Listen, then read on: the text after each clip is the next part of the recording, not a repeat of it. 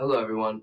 Moving on to our next page in the book of bad ideas, we come to bad idea number 14, and it reads, saving your gum to reach you after lunch and then forgetting where you put it.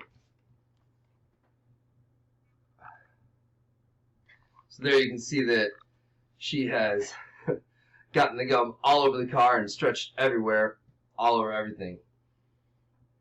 So again, as I mentioned in the previous video, I haven't had this happen to me personally. You probably have not had this specific thing happen to you either, but that's okay. Really just ask yourself, have you ever had a mess occur? Have you ever had anything sticky or awful create a mess everywhere? And so I have, and that brings me to the story that I have to share with you today. When I was a little kid, I loved silly putty, and I used to play with it and bounce it all over the house. One day, I was annoying my dad with it. He's a teacher as well, and he was grading papers. I was just bouncing silly putty everywhere.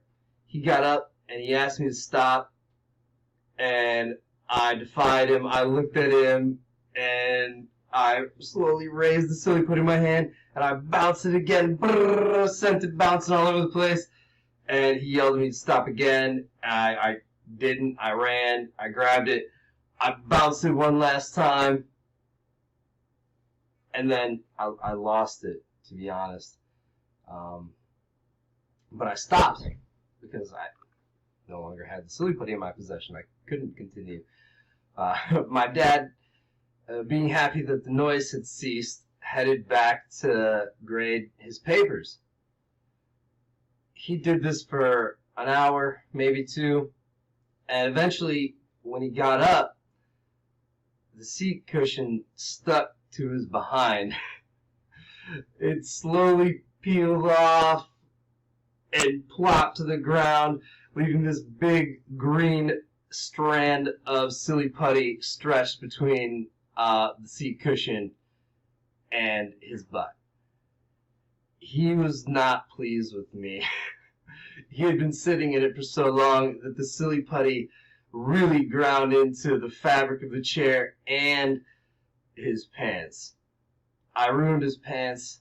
I ruined the fabric of the chair. Luckily, it was one of the extra chairs that we had, or rather, they were able to take one of the extra chairs and replace this one with it. So it wasn't a permanent problem at the dinner table every day, but it was certainly not something that they let me forget very easily.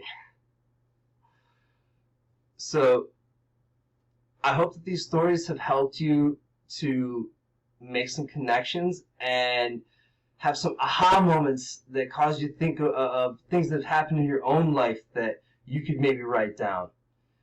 Today, you should have 3 ideas generated that you could possibly write personal narratives from.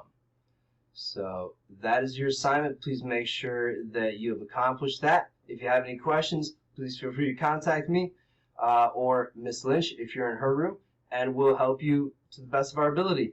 Have a wonderful day.